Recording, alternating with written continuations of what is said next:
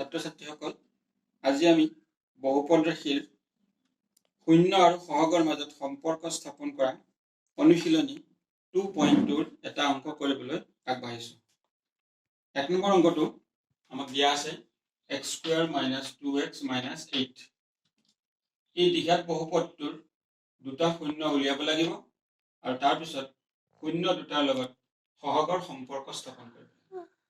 বহুপদ ৰাশিটো আমি px বুলি ধৰি লৈছো। ধৰা হল px ইকুৱেল টু এইটো। এতিয়া এই বহুপদ ৰাশিটোৰ আমি উৎপাদক বিশ্লেষণ কৰিম। দুটা উৎপাদক আমি পাম। এইদৰে উৎপাদক কৰিছো x স্কয়াৰ - 2x টো আছে 4 - 2x। এনেকুৱা উৎপাদক আমি আগতে শিকি আছো ক্লাছ 9ত, ক্লাছ 8ত। এইদৰে আমি উৎপাদক দুটা আমি পালো x - 4 আৰু x + 2। এতিয়া px বহুপদ ৰাশিটো মান শূন্য হ'ব, অৰ্থাৎ px ইকুৱেল টু 0 হ'ব। কেতিয়া 0 হ'ব? যদিহে এই উৎপাদক দুটাৰ পূৰণফলটো 0 হয়। এই উৎপাদক দুটাৰ পূৰণফল 0 হ'ব, অৰ্থাৎ x - 4 * x + 2 = 0 হ'ব। যেতিয়া উৎপাদক দুটাৰ পূৰণফল 0 হয়, তেতিয়া সিহঁতৰ কোনোবা এটা উৎপাদক 0 হ'ব লাগিব। হয় x - 4 = 0, নাইবা x + 2 = 0। কোনোবা এটা 0 হ'ব লাগিব, কাৰণ তেতিয়াহে পূৰণফলটো 0 হ'ব পাৰিব। যেতিয়া x - 4 0 হয়, তেতিয়া x = +4 হ'ব। যেতিয়া x + 2 = 0 হ'ব, তেতিয়া x = -2। গতিকে বহুপদ ৰাশিটোৰ শূন্য দুটা হ'ল, এটা 4, আনটো হ'ল -2। 4 আৰু -2।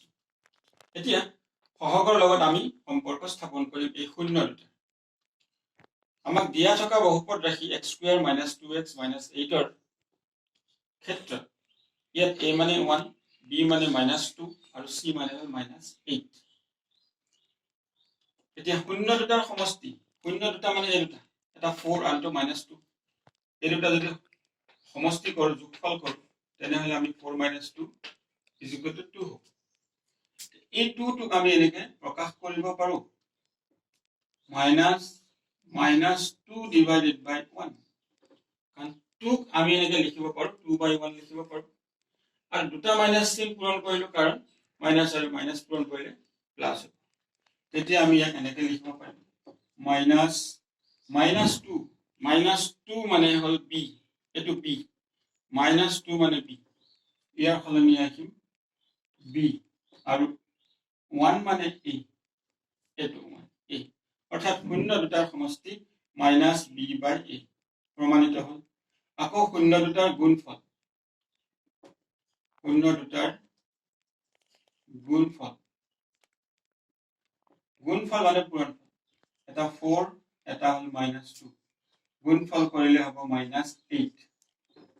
-8 টোক আমি এনেকে লিখিব পাৰো -8/1, কাৰণ ইয়াত 8ৰ তলত এটা 1 থাকে বুলি আমি ভাবিলো, বা আছে এটা 1।